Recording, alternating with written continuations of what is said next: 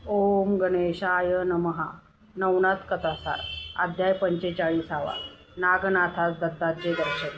वटसिद्ध नागनाथ कोल्हापुरास आल्यानंतर ग्रामभोजनाच्या मिशाने दत्तात्रेयांचे दर्शन होईल असा विचार करून त्याने सामानाच्या व द्रव्याच्या राशी तयार केल्या, पुजाऱ्यास दाखविल्या आणि राजापासून रंकापर्यंत व ब्राह्मणापासून अंत्यजापर्यंत सर्वांस दोन्ही वेळचे सहकुटुंब सहपरिवार पाहुण्यांसुद्धा भोजनाचे आमंत्रण दिले.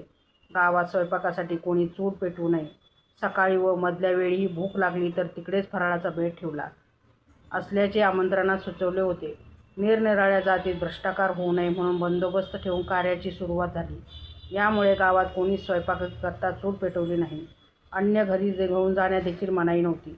कोरडं किंवा शिजलेलं अन्न जसे हवे असेल तसे व लागेल तितके घेऊन जाण्याची मुभा होती. यामुळे गावात ज्याच्या त्याच्या घरी सिद्ध अन्न भरलं होतं. दिवा लावण्यासाठी मात्र लोकांनी विस्तवाची गरज पडे. हा समाराधनेचा समारंभ एकसारखा महिनाभर चालला होता. त्यामुळे पहिल्याच दिवशी दत्तात्रेयास भिक्षेची मारामार पडली. त्या दिवशी तो कुत्सित रूप घेऊन घरोघर भिक्षा मागत होता. तो तेथे जाई तेथे लोक त्यास म्हणत की, अरे भीक का मागतोस? आज गावात मोठे प्रयोजन आहे. तिकडे जा, चांगले चांगले जेवायस मिळेल. तू तरी एक वेडा दिसतोस. उत्तम उत्तम पक्वानाचे भोजन सोडून कदान्नाकरिता गावात का भटकतोस? आम्हा सर्वांना जेवाय जावायचे आहे. तुझ्यासाठी स्वयंपाक करावयास कोण बसतो? मग प्रयोजनाचा कसा काय भेदभात आहे तो विश्वात जाऊन पाहण्याचा दत्तात्रेयांचा विचार ठरला. त्याने तिकडे जाऊन संपूर्ण पाकनिष्पत्ती कशी काय होते हे नीट लक्षात आणले. सिद्धीच्या योगाने अन्नाच्या राशी झाल्या हे तो पक्केपणे समजला. मग ही मोठी समाराधना येथे कोण घालीत आहे ह्याची दत्तात्रेयांनी विचारपूस केली. तेव्हा वटसिद्ध नागनाथांचे नाव त्यास लोकांनी सांगितले. आपण 20 वर्षापूर्वी ज्या सिद्धी दिली तो हा असून आपल्या दर्शनाच्याच इच्छेने याने या गावी येऊन हे संतर्पण करण्याचे सुरू केले असे दत्तात्रेयाच्या लक्षात आले. त्याने त्या दिवशी उपवास केला. तो तेथेच तसाच परत जाऊ लागला. लोकांनी त्यास पुष्कळ आग्रह केला, पण ते सिद्धीचे अन्न असल्यामुळे न जेवता तसाच तेथून निघून गेला.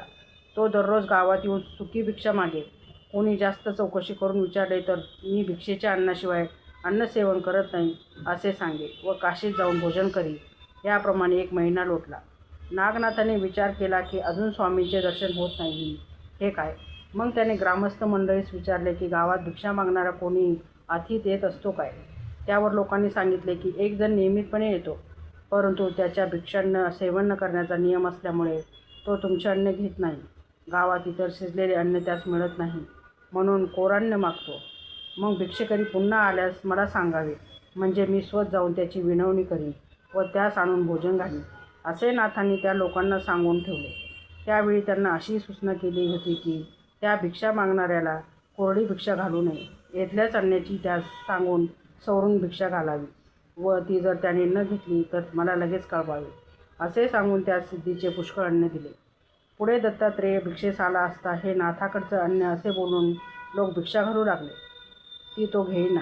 मग आपल्याच घरची कोरडी भिक्षा घालू लागले, पण संशयावरून ती घेईना.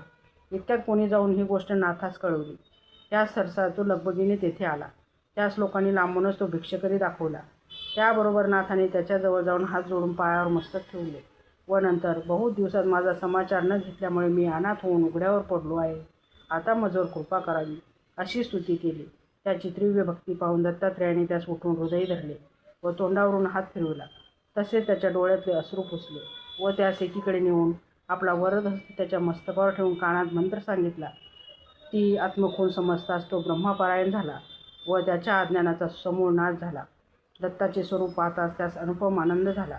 त्या समय तो दत्तात्रेयाच्या पाया पडला. त्यास स्वामीने मांडीवर बसविले व त्याची पूर्वजन्म कथा सांगितली व तू ऐरहोत्र नारायणाचा अवतार आहेस, ह्यामुळे मी तुला सिद्धी दिली होती असेही बोलून दाखविले. तूही भेट घेण्याचे फार दिवस म्हणत होते, पण प्रारब्धानुसार तो योग घडून आला असे दत्तात्रेयांनी सांगितले. मग ते उभयता तेथून काशीस निघाले. जाताना दत्ताने यान मंत्राने भस्म मंत्रून नाथाच्या कपाळी लावले व ते एका निमिषात काशीस गेले.